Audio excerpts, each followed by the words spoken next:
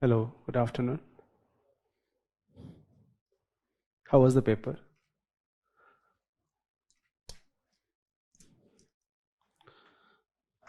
Difficult? I would say it was a difficult paper. But UPSC also is asking difficult questions. So we have to prepare ourselves for that. I was looking at last year cutoff marks, about 75 marks. You have to get 38 questions correct. That's it. You get 38 correct, you qualify for prelims examination. Plus you have to get 33% marks in CSAT paper 2.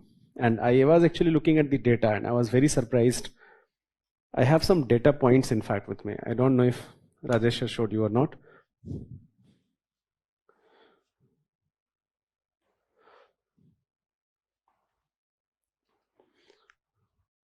So in fact, let me show you the data of CSAT paper. जो paper 2 है. More than 20,000 students appeared in Abhyas. And the average marks here was of 20,000 students was about 69. So many students clearly were below 69. That tells you if the average marks is 69. So there are many who are below 69. And many students in fact have scored less than 66. So this is something which we have to take care of. That do not take paper 2, do not ignore paper 2. Even though it is only 33% marks, the problem here is happening is that paper becomes very lengthy. You read one entire paragraph, a very large paragraph, and you have only one question from that paragraph. So it takes a lot of time. And people who then tend to ignore the questions of law, and even by the way, in English paragraph, English comprehensions, you have like 2 options, and coming to that right answer out of those 2 becomes very difficult. And then so people who rely a lot upon only English paragraph, they will suffer if you only rely upon English paragraph, because out of 2 options, choosing the one option can be very difficult.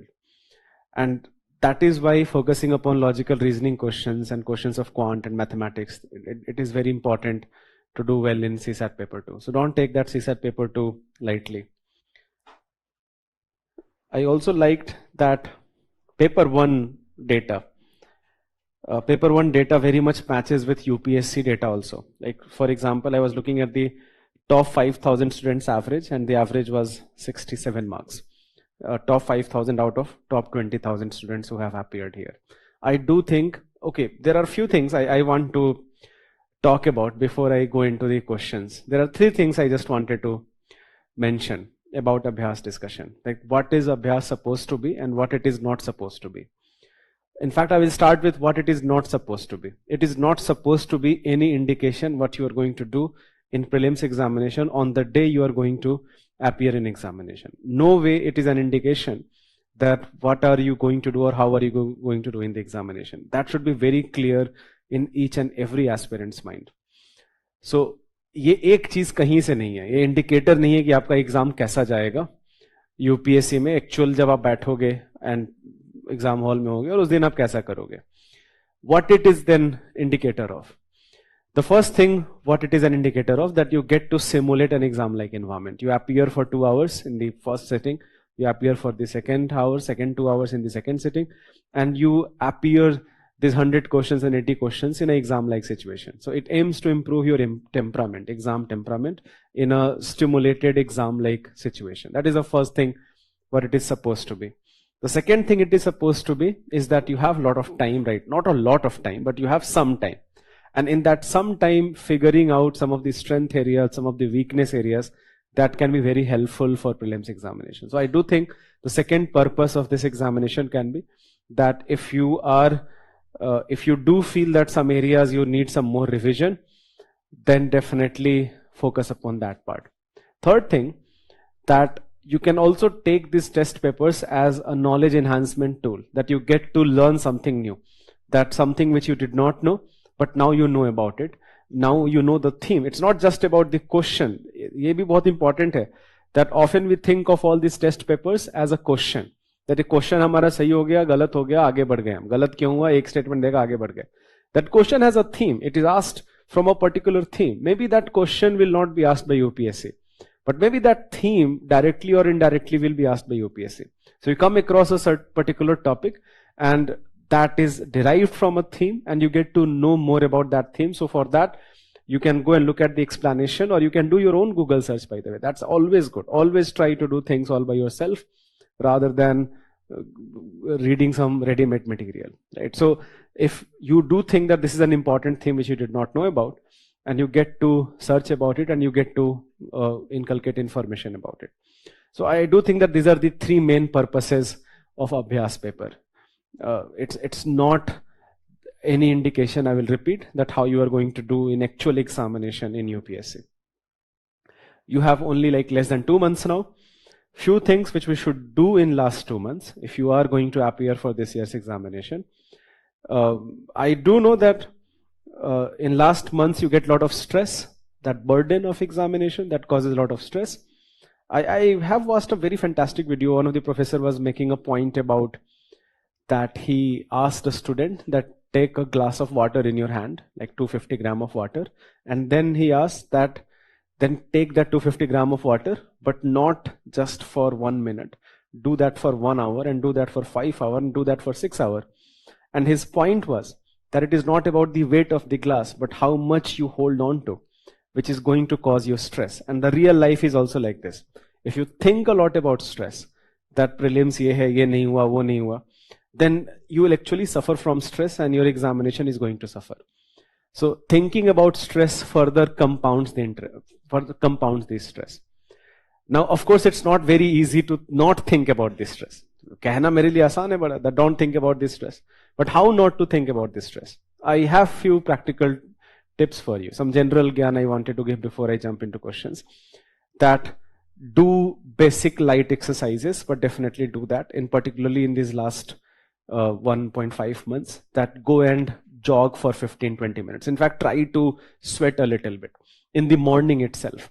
If you can do that in the morning, your entire day becomes better. You also get a good sleep. So the second practical tip I have for you is that please take care of your sleep pattern. And this will help you a lot in CSAT paper 2. People do not realize this. CSAT paper 1 में आप बैठोगे, मान लो आप 3 घंटे सो के गए हो, 4 घंटे सो के गए हो, एग्जाम से जस्ट पहले. Lot of people do that, I know it. And वो एड्रेलिन रश होगा. 2 घंटे तो आप पूरे एंथुजियाज्म में होगे, आपका एड्रेलिन लेवल बहुत हाई है, you give a lot in the first paper. But adrenaline rush आप बहुत टाइम तक मेंटेन नहीं कर सकते. दोनों पेपर के बीच में 3 घंटे का गैप है. जब भी एड्रेलिन रश आता है, वो 1-2 घंटे के लिए आप मेंटेन कर सकते हो. जब डाउन होगा तो बहुत ज्यादा डाउन हो जाएगा. And then in paper 2 suddenly basic graph is not making sense, basic logical reasoning questions is not making sense. So take care of your sleep pattern as soon as possible. If you have a habit of waking up very late and sleeping very late, take care of that. So try to sleep by like 12 o'clock and try to wake up by 8 o'clock first, and definitely sleep for 7 to 8 hours. That is also very important. You just don't realize how good sleep plays a very important role, that you attempt 100 questions and 80 questions with free mind, and you can give all of your strength and all of your preparation into it. So that is the second practical tip I have for you. And third thing, if you can inculcate even like 4-5 minutes level of meditation, that will be the best thing. So just do these 3 things. It's not, I am very sure that if you're going to attempt this prelims examination, you know what to study, from where to revise. I do not have to talk about that. I simply wanted to tell about that, how to manage this 1.5 month, that stressful situation, in a way that you do not feel a lot of stress and you can give 100% on the examination day, right? So on that point, let's start this discussion. I have some data point for all of the questions. So I wanted to actually also talk about why in some questions, for example, 85% students have attempted a question and about like 5 to 6% students have got it correct. So current pattern hai, how many of the statements given above are correct? That current pattern is a very difficult pattern. इसमें हर statement के बारे में जानना जरूरी है. Even if you have eliminated 1 or 2, but still you are left with 2 option. पहले ऐसा नहीं होता था. 3 स्टेटमेंट का क्वेश्चन है. If you know 2, there is a very good chance that you know the final answer. But right now that's not the case. So let's look at all of this questions. I have this data point in all of the questions. The number of percentage of, so about 20,000 students, in fact more than 20,000 students have attempted. So the number of students who have attempted a question, and out of the students who have attempted, how many students or how much percentage of students got it correct. So the very first question of science and tech in the paper was diverse epigenetic epidemiology partnership project. I want to talk about two things here. Apart from the theme, the given theme here, this project in itself is important, but the understanding about epigenetic is also important. So I will not be surprised if there is a question asked by UPSC about epigenetics itself. Biotechnology ऐसे भी बहुत important theme है UPSC के लिए, and जो भी genetic technology में कोई भी रिसेंट एडवांसमेंट होगा, there will be a question on that topic. So in fact, first let me explain about epigenetics, then I will go into this question. We know about genetics, we know about genetic changes, we know about mutations. We know that we inherit our traits from our parents. All of us know that. But in the course of our lifetime, there are certain mutations occur. Those mutations can simply be because of error in replication of DNA. Or those mutations can also be because of some viral or bacterial infection, or it can also be because of exposure to some chemicals or some radiation. There can be n number of reasons, but all of us carry that unique mutation we have. Some mutations can be good, some mutations can be bad. Many mutations are simply neutral. Good, bad, neutral का मतलब यहाँ पे ये है that if they enhance your survival or reproduction chances in any way, so that will depend upon a particular geographical setup at a particular time. On many of those factors, it will depend that if a mutation is desirable or not desirable or simply neutral. But mutations are permanent changes. That whenever mutations have occurred, they cannot be reversed back. Turns out that there are certain type of changes which are reversible, and those changes are called epigenetic changes. That in your DNA structure, you have changes. There are certain chemical changes which are happening, but those chemical changes are reversible. They are not permanent. Unlike mutations which are permanent, epigenetic changes are reversible. So in one line, if I have to define epigenetics, in one line it is some changes happening to our genes, to our genome, to our DNA, but those changes are not permanent changes. Those changes are reversible. But even though those changes are reversible, for the time being those changes are there, they can actually alter our genetic expression. How DNA reads our genes, it can be affected. And that effect can be good, but most of the time that effect is actually bad. That certain genes can be silenced in a way that proteins which let's say are responsible for some body mechanism, and those proteins are body is not able to produce them. And even though body was not able to produce them only for that period when it was going through epigenetic changes, but nonetheless you are more vulnerable to a disease. So epigenetic changes occur. These are not permanent changes, and those changes can also occur, can be triggered by multiple factors. It can be triggered by stress also. It can be triggered by your diet also. So there are so many factors. And by the way, this is a science which has not been explored in great detail. There is still, we do not know that what type of factors trigger epigenetic changes that our genes get silenced. Just say you come across a news that there is a person who never drank a single drop of alcohol in entire life and suffered from liver cancer, things like that. So epigenetic changes aim to understand that what factors lead to these changes first, and second, then if those changes are happening, then what type of adverse health impact, or maybe they can be beneficial also, but we are particularly interested in if there is adverse health impact because of those epigenetic changes. One of the most important and popular epigenetic change is a change called DNA methylation. In DNA methylation, on your DNA molecule, a methyl group is nothing but that CH3. On your DNA molecule, particularly on one of the base pairs, a methyl group is added. And even that simple addition of methyl group, it silences certain genetic expressions, and that cannot be good. In fact, it has been found that many patients who suffer from cancer, in certain cases we have found more and more DNA methylation. So DNA methylation is one of the most famous epigenetic changes, but it is not the only one. There are many other changes which fits into this description of epigenetic changes. As in this particular picture, that epigenetic modification, that tick here means that it's a good change, but that shutdown here means that it's not a very good change here. It is causing some problem. Now let's come to this particular topic. diverse epigenetic epidemiology partnership. Now, epidemiology is a branch of science which aims to understand about disease, its pattern, the disease carriers, how that disease spreads, what are the factors which affects those disease. So epidemiology fundamentally is a science of disease and every aspect of it. So immediately now you know the diverse epigenetic epidemiology partnership that aims to know the correlation between epigenetic and in fact not just correlation, the causality between epigenetic changes and how a particular disease can spread. Now there are 3 statements based on that. The first statement is that this project spanning 5 years is led by WHO, Bill and Melinda Gates Foundation. अब ये देखो बिल्कुल ही factual statement है. This question immediately is not answerable if you do not know the fact. Because even if you know about second and third, which is more logical statement, but if you do not know about the first, then you still were left with 2 options. And then it becomes a risky venture, that should you attempt or should you not attempt. But let's look at the second statement. It will help to focus on genetic aspects of non-communicable diseases. जो genetic diseases हैं और in general जो भी genetic factors के कारण जो भी disease होता है वो ऐसे भी non-communicable है. जैसे if some epigenetic changes is happening to me, I cannot contribute to that or I cannot communicate that to people who are around me. जो communicable diseases हैं, they are often spread from bacteria and viruses, let's say by air droplets, by sneezing around, all of those things. But non-communicable diseases, as the name suggests, they cannot be communicated to the people in the surroundings. So second statement makes sense, that epigenetic changes, they do cause non-communicable diseases, and we aim to understand more about that. There are epigenetic changes which can cause certain type of cancer also.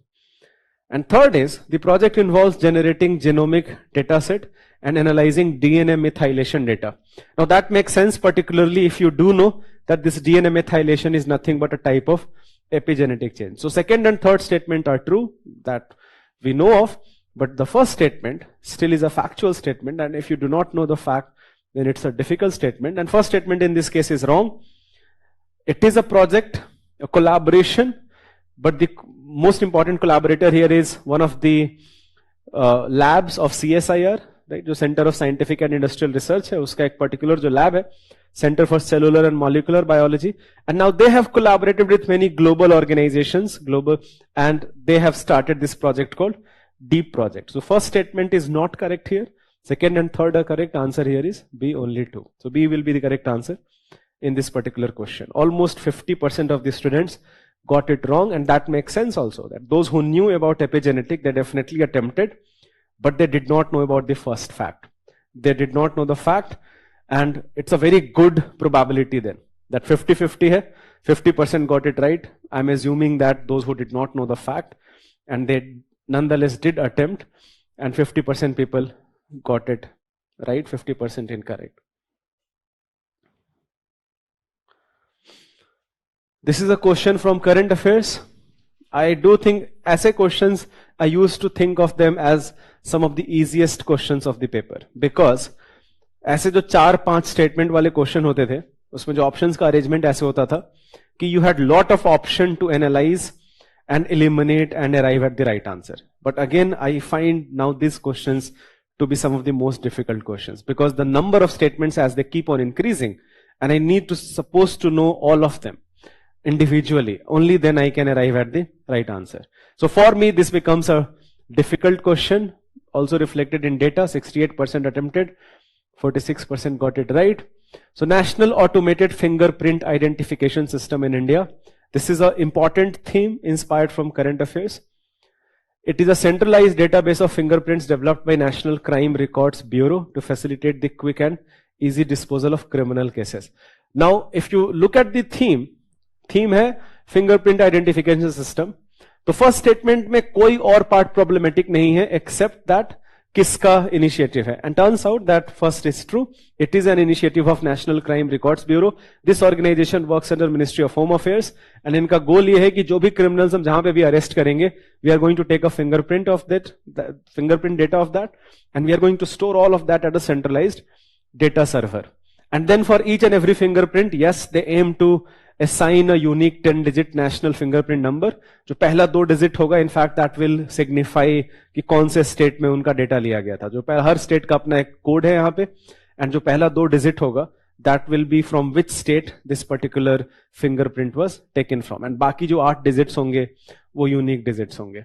But nonetheless there is a 10 digit fingerprint number. Third, the unique ID assigned for a lifetime ensures that different crimes under various FIRs are linked to the same NFN. That is also there. So if a criminal being captured even in different state, but if we do find fingerprints, then all of the FIR in the name of that particular criminal, that will be assigned or that will be connected to that particular unique number, that national fingerprint number. So even third statement is correct.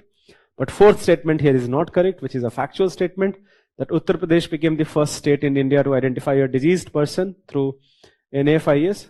Answer should be Madhya Pradesh. So fourth statement is not correct here.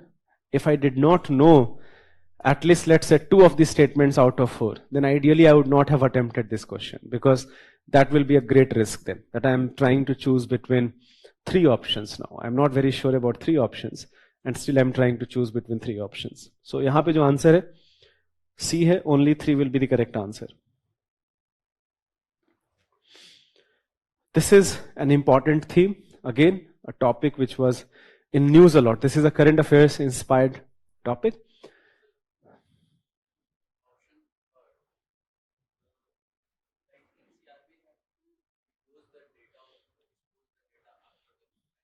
इसको लेके काफी सारा debate है.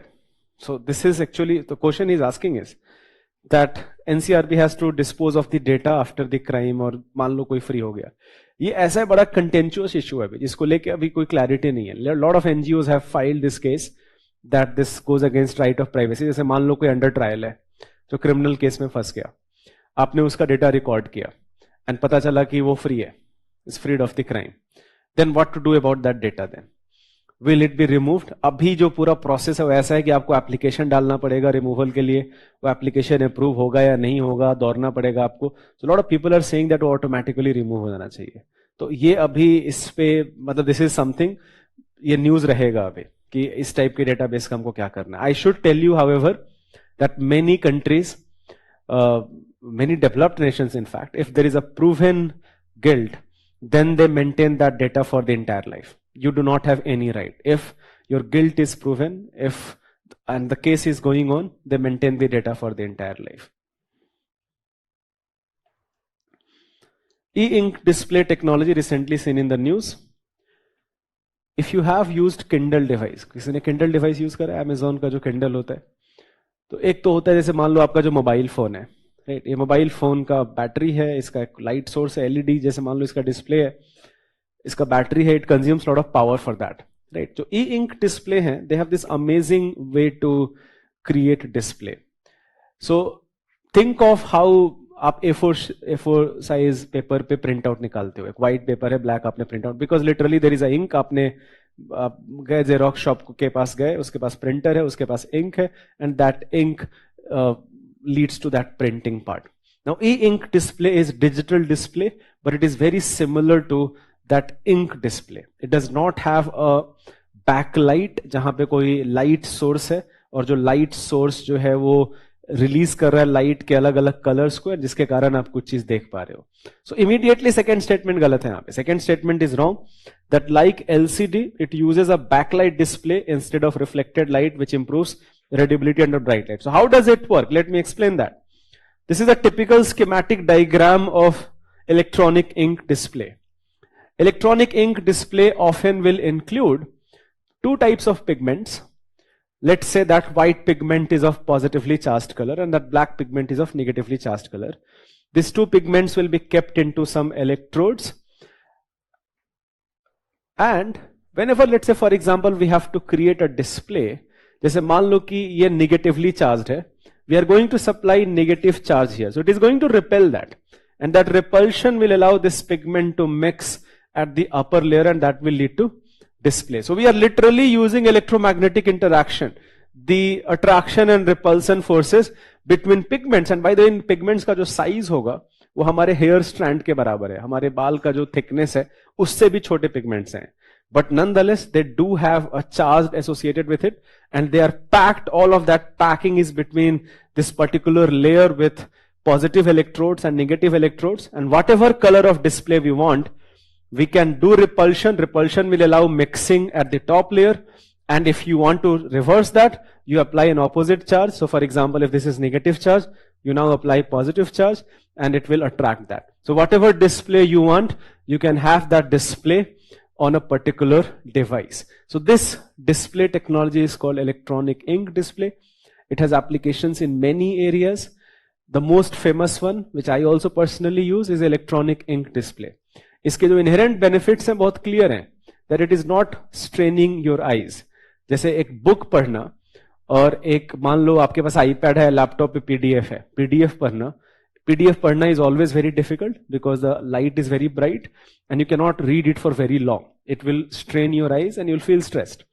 While reading the book, you can sit for or you can lie down for like let's say 3-4 hours and you can continuously read it without straining your eyes. So e-ink display का जो सबसे fundamental benefit ये है that since it is not a backlight display, it is not emanating light in front of your eye, तो light का जो overall battery consumption है बहुत ही कम है and electronic ink display are really good at power conservation. So that is why the second statement is not correct, but the first statement that it is type of e-paper display that uses charged particles to create text and images on display, that is correct. One of the biggest limitation of e-ink display was the limitation of color, because think of this display here. I can produce such vibrant colors in this mobile phone, thousands of them. And there is a very good refresh rate. Refresh rate का मतलब ये होता है कि whenever I'm changing between display, so how many times, for example, what is the frequency and am I feeling some sort of lag here? So such display, this mobile phone display refresh rate is really good. And it has thousands of color combinations which makes this display beautiful. Electronic ink for many years, it was designed by some MIT students in US. And even today the name of the company literally is called e-ink company. उनके पास अभी भी patent है. So the limitation was that black and white color, but now one of the reason why this was in news, that we are coming across more options of pigments, so that even though not as vibrant as let's say LED or OLED display, but nonetheless they are trying to produce more color. So graphic novels, for example, या comic books जो हैं, they will be now available on let's say Kindle display, and by not again, I will repeat, not as vibrant as typical display which we use in our day-to-day life, but nonetheless the options are increasing. So apart from whatever question is asking, two, three more things you can know about this technology here is that it does not strain eyes first. Second, इसका power consumption बहुत कम है. That the amount of power, in fact it is 90%, it consumes less than 90% compared to a typical display technology which we use in our day-to-day life. The challenges are that the color options are very limited. In fact, for many years, it has only been white and black display. Now things have improved, but nonetheless, even then, the color options are limited and that refresh rate is also not very good. So in this particular question, the answer is A only, one only. 70% students attempted, only 34% got it correct. Now this is not an easy question at all. I think the only giveaway option was the last statement of the question. If you did not know about this specific news, then answering this question is very difficult, even if you have a background in the topic. So let me tell you why.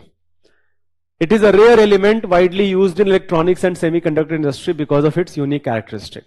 अब जो word rare है उससे आप silicon हटा सकते हो. जैसे सबसे पहला जो चमकेगा सेमीकंडक्टर देख के आपको लगेगा सेमीकंडक्टर में हम यूज क्या करते हैं, सिलिकॉन यूज करते हैं. बट सिलिकॉन रेयर नहीं है. सिलिकॉन हर जगह अवेलेबल है. Silicon is not a rare mineral. So I am going to eliminate silicon.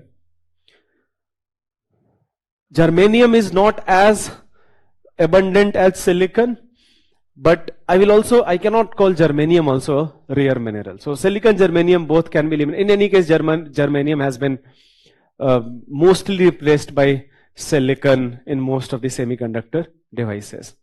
So that first part, that it is a rare element widely used in the electronics and semiconductor industry because of its unique characteristic. You can easily eliminate silicon, but germanium perhaps can also be eliminated.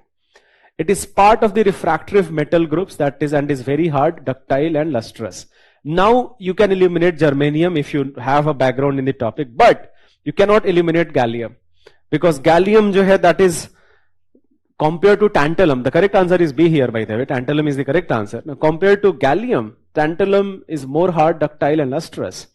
But even gallium has that. And gallium actually is not abundant, but has one of the most important utility, things like gallium nitride in semiconductor industry. So gallium is a rare mineral, and it has this very important uses in semiconductor industry. And yes, it is hard and ductile.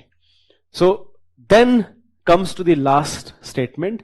A team of researchers from India has discovered the presence of it in Satluj River. That will give you the final option. So ये बिल्कुल ही factual question है. If you have come across this very specific news in newspapers, then you can answer this question. Otherwise, I will again suggest that do not attempt such factual questions if you are not very much aware about this fact. So correct answer is B here. But nonetheless, many people did attempt this. I do think that few of the options people eliminated, but majority of the students have got it wrong here. Now this was the question I was talking about. 91% people attempted and only 5% people have got it correct. I don't blame you, by the way, because this question is actually very difficult the way it has been asked, particularly the last option. I do think that most of the students, they thought that even third has to be true, and that is why they marked some other option. Look at the question. Consider the following statement regarding end-to-end encryption technology. End-to-end encryption का मतलब बहुत simple होता है. You have a user A, you have user B. User A is sending some information to user B using a network. Let's say that is network is internet. You're trying to send a message over internet. You have service providers, lot of applications, let's say such as WhatsApp. They have their own servers. And these servers are helping you in attaining end-to-end encryption. What does that mean? End-to-end encryption simply means that your data will be changed in a way, or it will be encrypted in a way, that only the user before it was intended for will be able to decipher that data. But how do we do that? How do we actually achieve that? The same way we try to encrypt data even in our day-to-day life. Right? Just for example, I always tell this story to my students in classroom, and I can say that story here, that a friend of mine was telling me, in fact his wife was telling us in a meeting, that how in their household women have developed a secret language कि कोई भी guest अगर बहुत दिन रह गया हो तो इसको कैसे टरकाना है, and they will start talking in a secret language that इसको कैसे हटाना है, and my friend figured it out. So clearly he was overstaying. But the point was that this is, so for example, you change certain words in a way that people who understand this methodology, they are able to understand it. If you think about it, even the language we use is like encryption. जैसे I am speaking English or Hindi. People who do not know English or Hindi, उनके लिए encryption ही तो है कि मैंने एक तरीका use कर रखा है बोलने का या कुछ मैसेज कन्वे करने का, आपको नहीं पता है. जब तक आप हिंदी या इंग्लिश नहीं सीखोगे, you do not know what am I trying to say here. So even the simple language which we use in our day-to-day life is also a type of encryption. But nonetheless, in computer science, in data security, when we use the word encryption, it has a very specific meaning. Encryption basically means you lock your data in a way, or you change your data in a way using some mathematical problem. That think of this like as a box जिस पे आपने ताला लगा दिया है, and उस ताले का जो चाबी है वो एक mathematical problem है. That if you solve a mathematical problem, then you can decrypt the data. So how does this work? One of the most famous method which we use for end-to-end encryption, this method is called public key distribution. You should know that also. UPSC ने एक बार question भी पूछा था. एक line में सिर्फ question था. The term public key distribution is associated with which of the following? One of the option was digital security infrastructure, and that was the correct option. So public key distribution में क्या होगा? Both of the users, they are going to maintain they are going to share public key over a common network जो सबको दिखेगा. But they have a private key in their own device. So for example, let's say I have WhatsApp here. WhatsApp is going to, जो WhatsApp का पूरा app है, I have a private key which is stored only in this device, but I have a public key which I can share across internet. Now, let's say for example, somebody is trying to send me a message on my WhatsApp. Then they can pick that public key from the network and they can send that message. But that private key only I have. So I have private key, I can decrypt the message. Now how does it help me in securing my data? Very simple. If somebody wants to know what that other message sent me, then that somebody has to know my private key. How does that person know my private key? It is a mathematical problem. They have to solve a mathematical problem. Turns out, it's not a simple mathematical problem. It's a mathematical problem which will take hundreds of years to solve. That even if you have a very powerful computer, try to solve that mathematical problem and it will take hundreds of years. One of the most famous problem which I can tell you is finding prime factors of a very large number. That think of a million-digit number, and the problem is that find the prime factors. Turns out this prime factor, I hope everybody remembers the concept of prime number, only two factors, number one and number itself. अब मान लो कि number आपके पास कुछ ऐसे है 3178 उसके prime factor, चलो वो तो कर लोगे आप, बट वही नंबर मिलियन डिजिट का है. Find prime factor. दुनिया के जो सबसे पावरफुल सुपर कंप्यूटर्स हैं उनको सैकड़ों साल लग जाएंगे इस क्वेश्चन को सॉल्व करने में. सो वन ऑफ द, जैसे अब मान लो मेरा डिक्रिप्शन क्या होगा, that decryption key can be that prime factor which is stored in my mobile, not into some central server जहां से कॉपी किया जा सकता है. So that is how end to end encryption works. And that is how you know that first statement, that in end-to-end encryption, decryption keys are typically stored on a central server managed by the service provider. Even service providers do not manage that. If they do that, then this data is not at all secure. So this data decryption key is managed at your local device, which is part of a network, but it is stored at a local. You do not share your private key. You share the public key, but public key and private key are linked together. So again, in fact, going back to that problem of thinking of this like a box, कि एक मेरा जो भी data है मैंने उसको box में ताला लगा दिया, बट उस ताले का दो चाबी है. बंद करना इसको बड़ा आसान है एक चाबी से, बट खोलने का चाबी अलग है.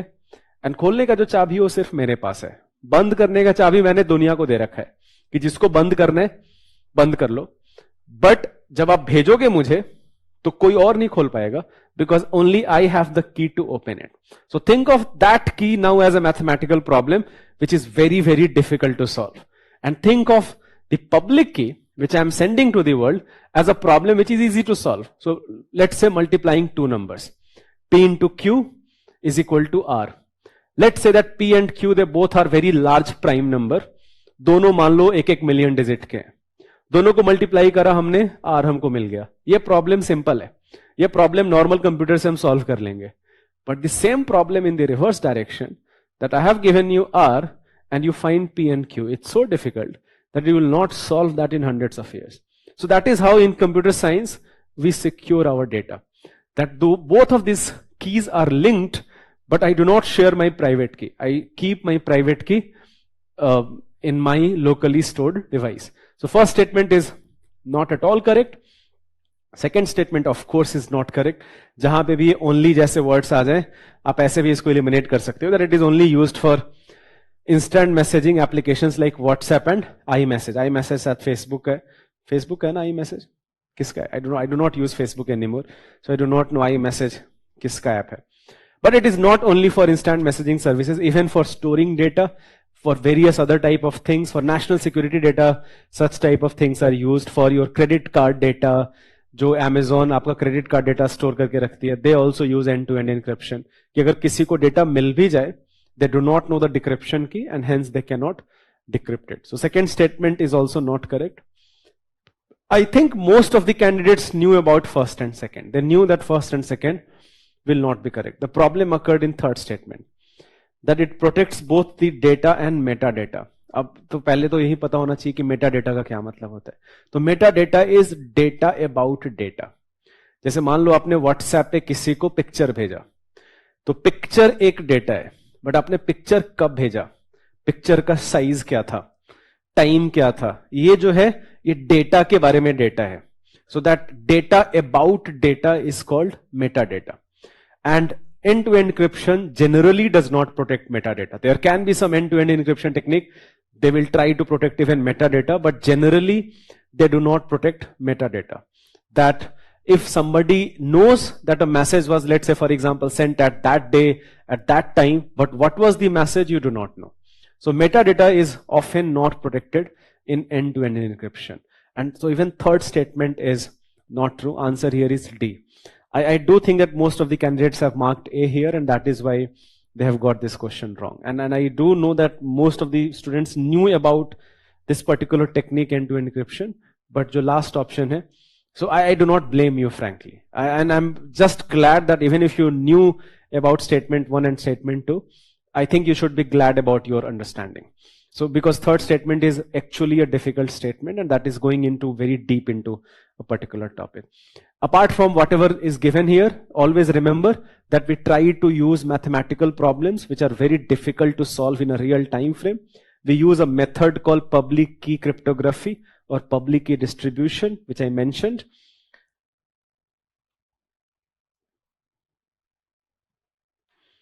This is easy. Blue jacking, blue snuffing, juice jacking, sometimes mentioned in the news.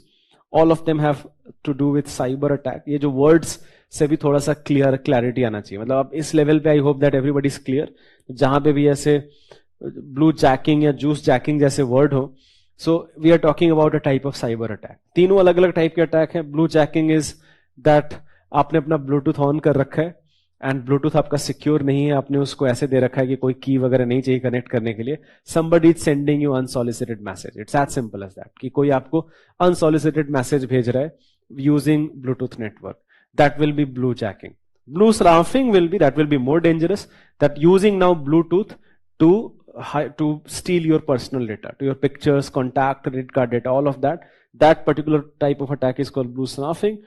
And juice jacking, that is a very specific type of attack. If you are using a USB cable on a public platform, such as let's say railway or airports, to charge your phone, then be careful, because hackers may be sending some bugs with the help of such public charging stations.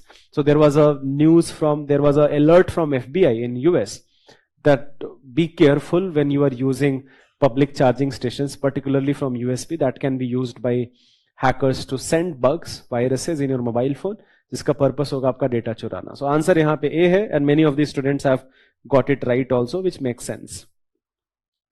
So blue snuffing, that is more dangerous. Blue jacking may be dangerous. Juice jacking also may be dangerous depending upon what type of intent we are talking about. Question number 60. In such type of questions, we do not have to think a lot.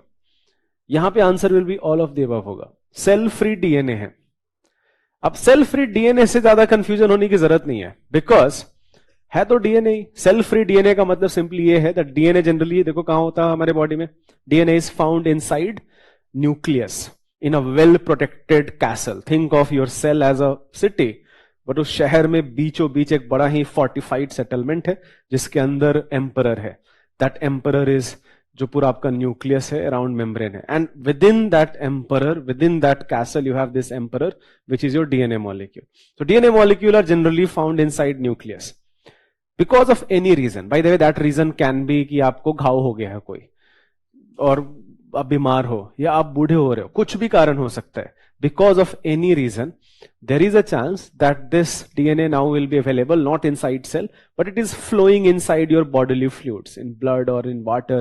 So such type of DNA is called cell-free DNA. So cell-free DNA, as the name suggests, CFDNA का मतलब यहाँ पे cell-free DNA, that we are talking about type of DNA which is not inside the nucleus but is available in bodily fluids. And I will repeat, it can be because of many reasons, often particularly in diseased condition where your cellular damage has occurred, some tissue has been damaged, or tissue it's suffering because of old age. In all such cases, cell-free DNA can be there. Now people have known about cell-free DNA for many years.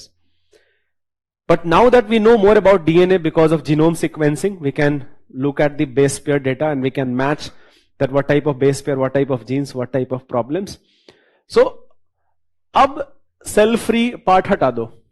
Now only think that whatever we can know from DNA, if either of these options, all of these options are correct, that by observing DNA, if I can know this 6 things, then I can do that with cell free DNA also.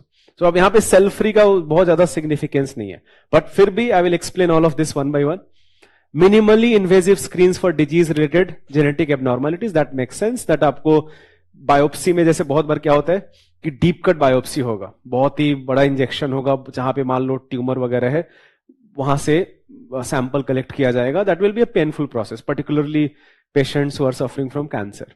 Let's say that even from blood samples, if we can know that there is a tumor here. So that is the meaning of this minimally invasive screens for disease-related genetic abnormalities.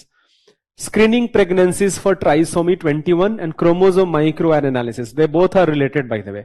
Trisomy 121 is a specific type of genetic disorder which is known for a genetic disease called Down syndrome. पढ़ा आपने कभी Down syndrome? Down syndrome जो है हमारे शरीर में जो 21st chromosome है, you get this extra pair in 21st chromosome. That is why the word trisomy 21, कि 2 के बजाय एक एक्स्ट्रा क्रोमोसोम यहां पे ऐड हो गया. And because of that it leads to a disorder. That disorder often changes the facial appearance also, but it particularly affects the cognitive ability and it leads to intellectual disability. That jo children suffering from Down syndrome, they often find it very difficult to acquire knowledge and they suffer from intellectual disability. So this is a genetic disorder, and when a baby is inside the uterus, that baby releases cell-free DNA which can be recovered from the placenta from the uterus.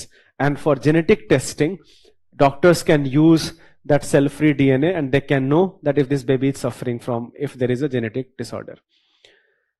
Chromosome microarray analysis, इसका simple मतलब ये होता है that you basically match two chromosomes. You match a healthy chromosome with, so you have a reference chromosome and you are matching that reference chromosome from let's say chromosome which you are trying to analyze, that what type of problems are there in the chromosome which you have collected. So yes, you can collect that from cell-free DNA.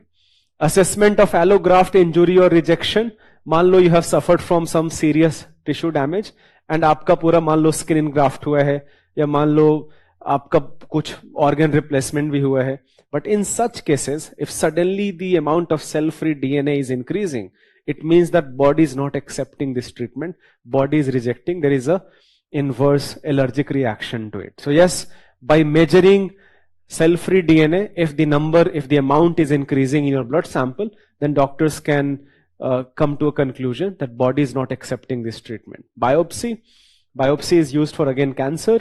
Liquid biopsy, taking the sample and knowing that if you suffer from cancer, and even non-invasive parental testing, we can always use DNA for parental testing. How much genes match for a baby to his or her parents, we can easily know that with the help of DNA. So answer is all of the above. Answer is all 6. And many students have got it right also. Even only 60% attempted, but this is the only question where the correct percentage was higher compared to how many students attempted. This was an easy question, a simple question of biology. This is only one of like first few things which you study when you study about cells, that we can divide cells into prokaryotic and eukaryotic cell. And the fundamental difference we all have studied is about absence and presence of nucleus. जो prokaryotic cells हैं, these are bacterial cells or archaea cells. Archaea is even an older organism compared to bacteria. We're talking about single cellular organisms, very small cells, which lack nucleus and they lack membrane-like structure. So the first statement is that prokaryotic cells lack a true nucleus, while eukaryotic cells have a membrane-bound nucleus. That is the essential difference between these two. Eukaryotic cells are typically smaller in size as compared to prokaryotic cell. ये बिल्कुल ही गलत है. Eukaryotic cells will be many times larger than prokaryotic cells. And unlike the eukaryotic cells, the prokaryotic cells do not have DNA. That does not make any sense.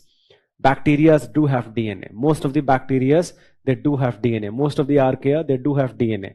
What they do not have is that proper nucleus or membrane-bound structure. So this comparison between eukaryotic cell and prokaryotic cell should be very clear. So first statement is true, but second and third, that is not true. Answer is A here, only one. There is a lot of differences here, but few simple differences should be clear. The fundamental difference is that nucleus, no nuclear membrane or nuclei, true nucleus consisting of a nuclear membrane. ये सबसे important difference है. जो word prokaryotic and eukaryotic है, in fact उसका meaning भी यही है.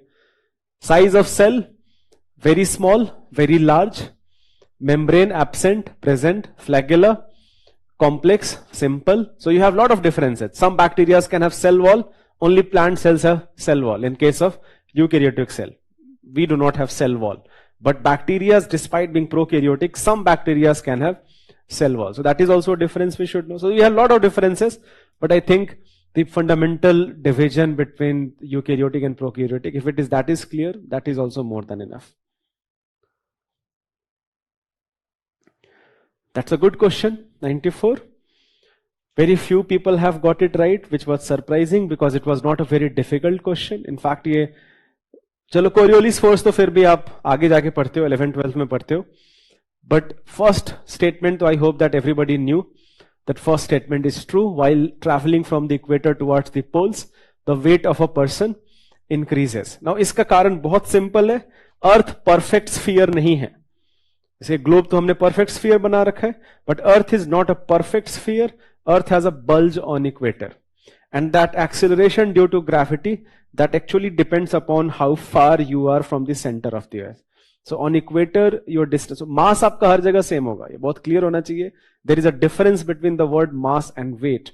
Mass is amount of matter inside your body, which basically will be measured into kg. Now we measure weight also in kg, but that is actually not correct.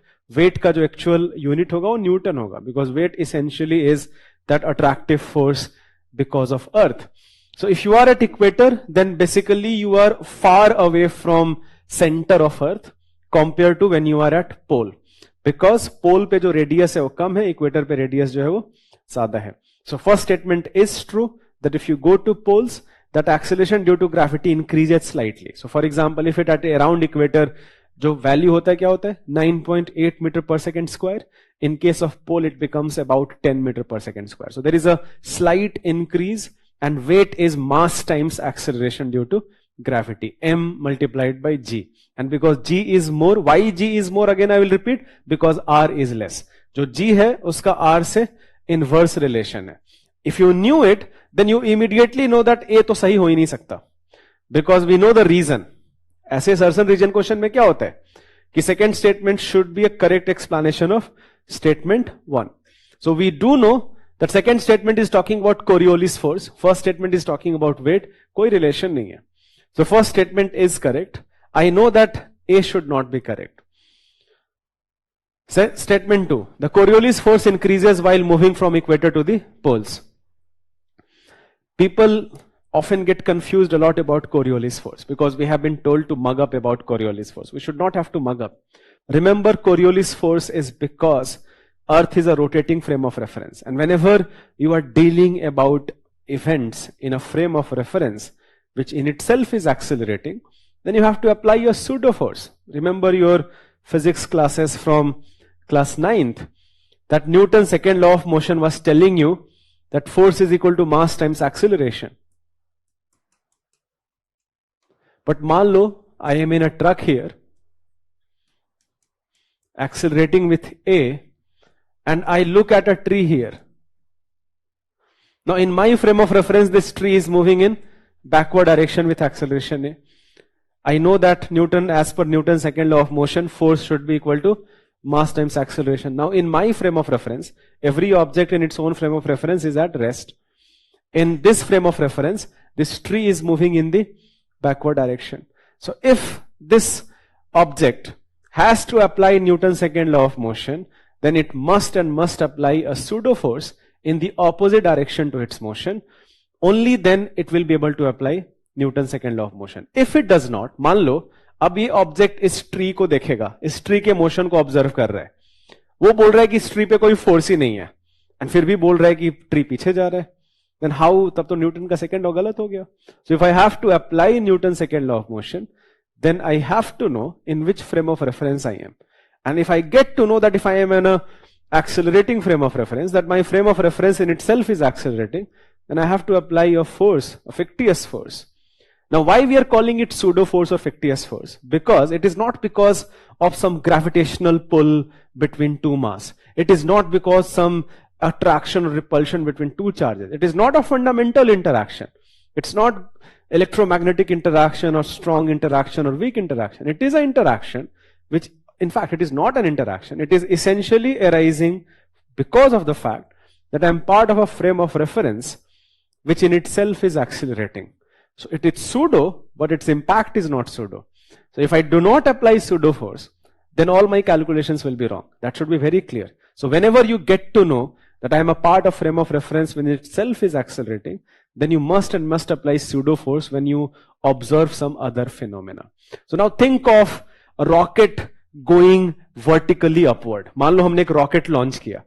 अब ये rocket तो vertically हमने launch किया, but earth rotate हो रहा है, तो हमको क्या दिखेगा? हमको रॉकेट एक घूमता हुआ दिखेगा. अब रॉकेट घूमा नहीं है, आप घूम गए हो, बट हमको क्या दिखेगा? रॉकेट घूमा है. So that is the impact of pseudo impact. So that is why made a statement that we are calling it pseudo force, but its impact is not at all pseudo. Its impact is very much real. So Coriolis force is a type of pseudo force because of the fact that Earth is a rotating frame of reference, right?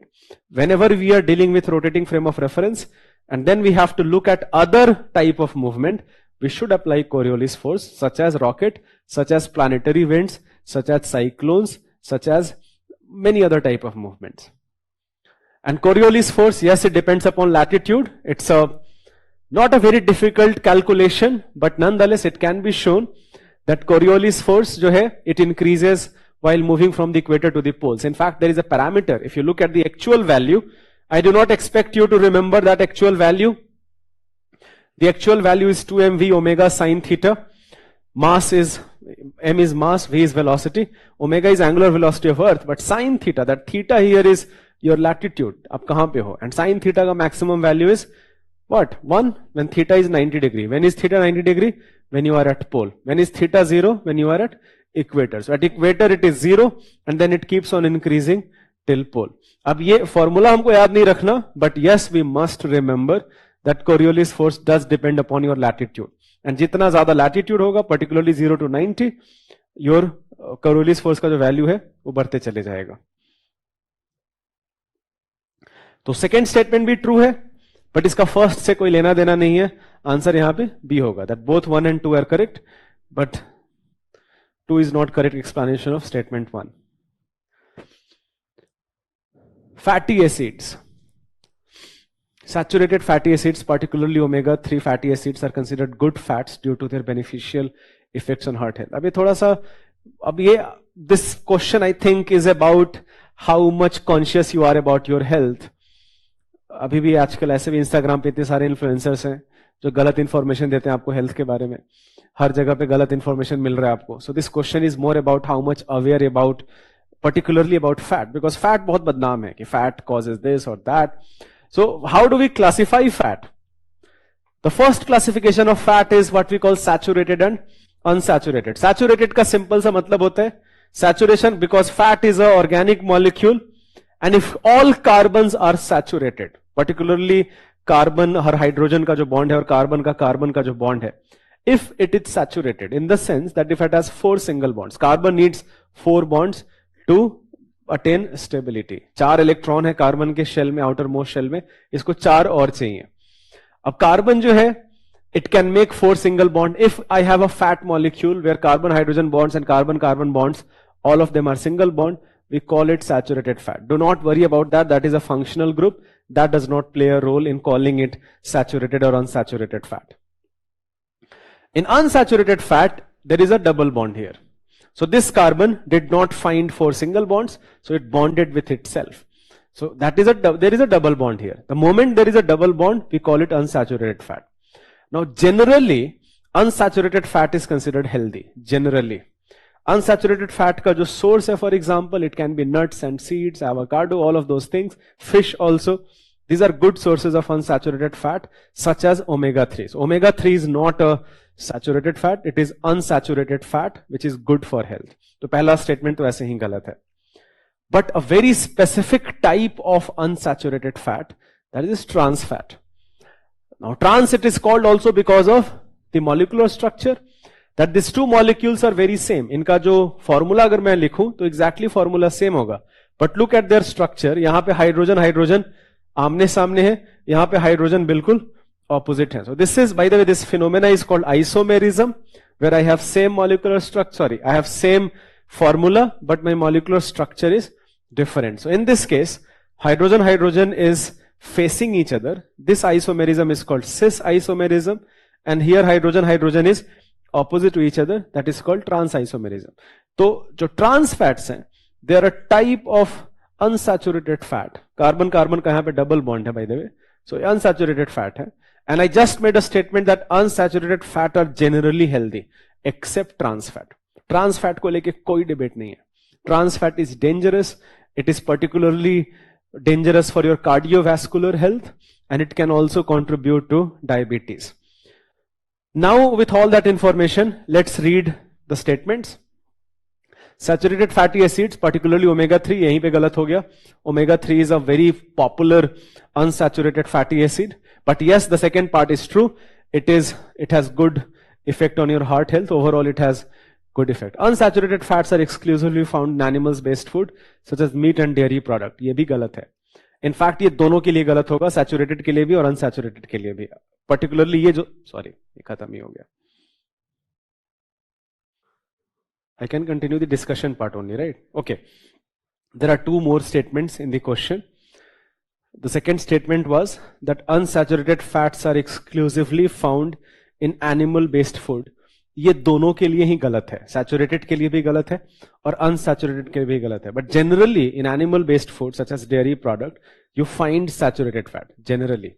अगर ये saturated होता तब भी हम एक second के लिए सोचते, but वो तब भी सही नहीं होता.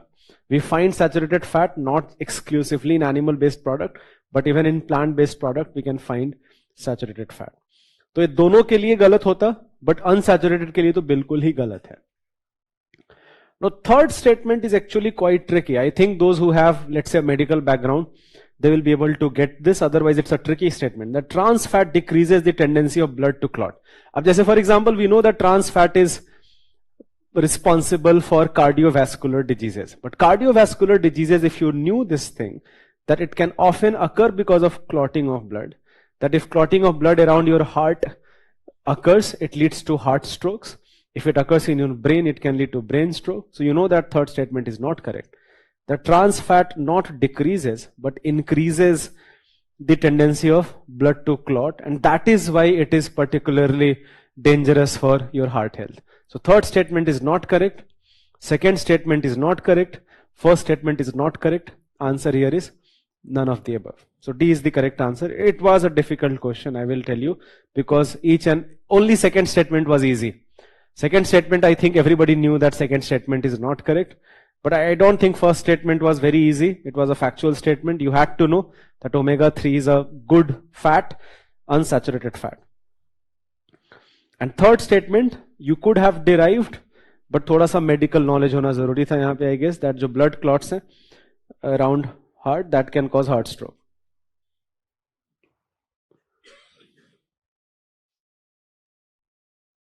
Do you have the question paper?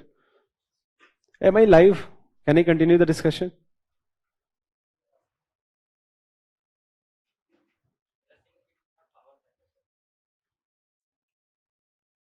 But am I live or not? Because students have questions. I'm not live also. I will just take 2-minute break. I hope the power resumes. Only few questions left. Last 2 questions in fact. Consider the following statements with reference to electrified flex fuel vehicle. FFB has an internal combustion engine that can run on multiple types of fuel or fuel mixture. Ye first statement should have been very clear by the name itself. We are talking about flex fuel, flexible type of fuel.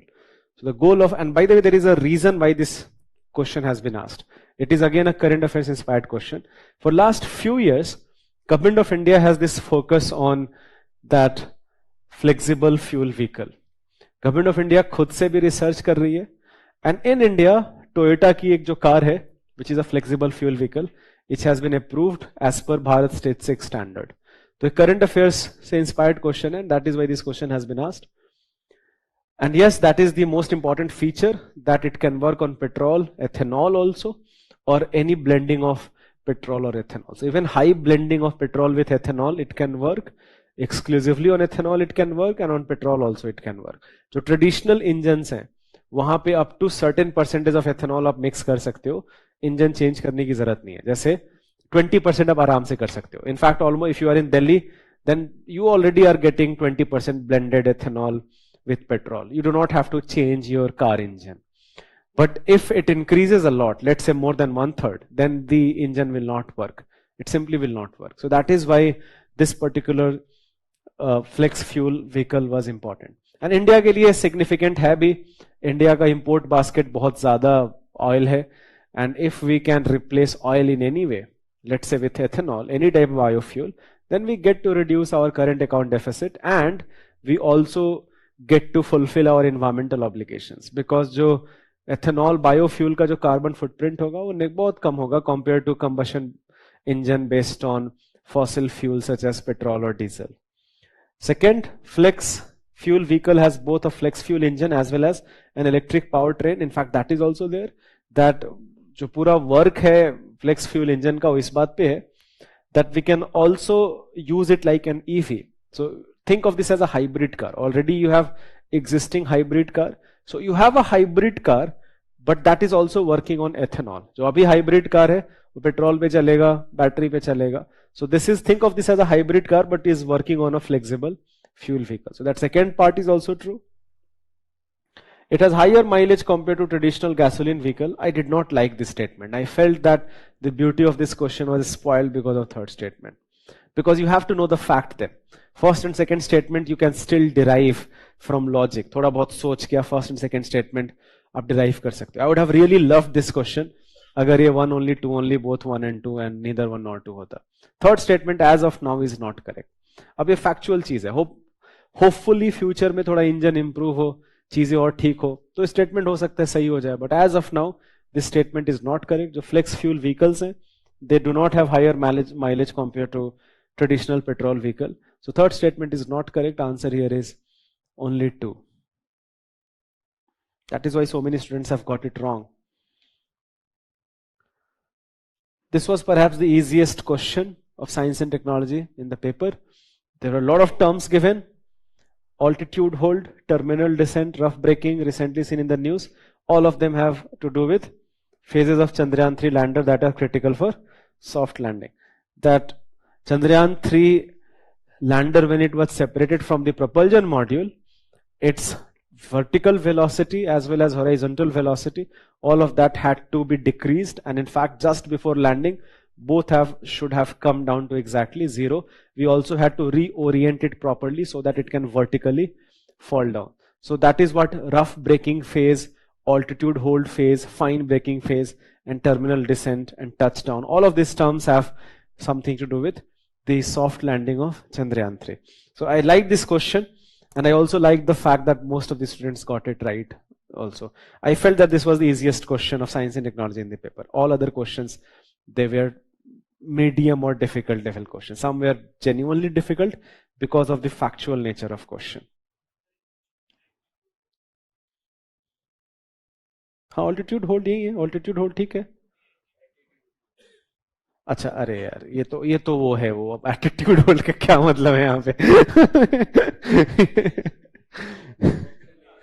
अरे यार psycho, हे भगवान, attitude hold आपने लोग आए तो psycho analysis लग रहा है, और हमने ऑप्शन भी दे रखा है साइको एनालिसिस का. This is really bad.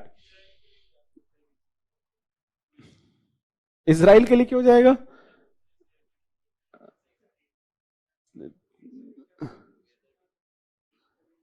बाकी सर खैर, बाकी सेकंड एंड थर्ड तो क्लियरली चंद्रयान 3 का है, उसको तो लेके डाउट नहीं है. बट वो मिस प्रिंट है, ऑल्टीट्यूड है वहां पे. मैंने देखा भी नहीं, मैंने इसको इग्नोर कर दिया. मतलब I read this as altitude because in my mind I was clear कि ये चंद्रयान 3 होगा. How mind tricks you. So in any case the answer is C here. I really wish all of you all the best for coming Abhyas paper as well as prelims examination. If you have any doubt in any of the topics we have discussed or in general about your preparation, you can always send me a mail.